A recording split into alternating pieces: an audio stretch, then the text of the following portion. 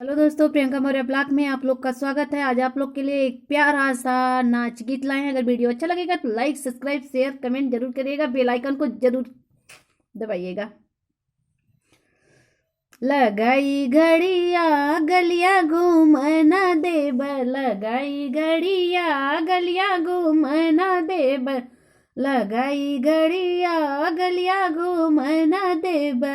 हमरे ससुर जी के बागा बगीचा, हमरे ससुर जी के बागा बगीचा, हमार मरी जी ने बुला तोड़ न देब, हमार मरी जी ने बुला तोड़ न देब। लगाई घड़िया गलिया घूम न देब, लगाई घड़िया गलिया घूम न देब।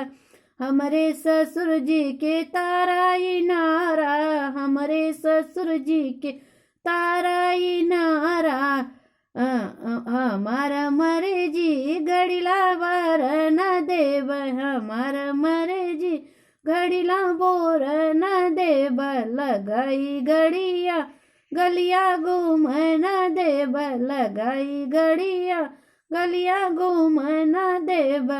हमरे ससुर जी के महला दो महला, हमरे ससुर जी के महला दो महला, हमार मरे जी खिड़की जाक न देब, हमार मरे जी खिड़की जाक न देब। लगाई घड़िया गलिया घूम न देब, लगाई घड़िया गलिया घूम न देब।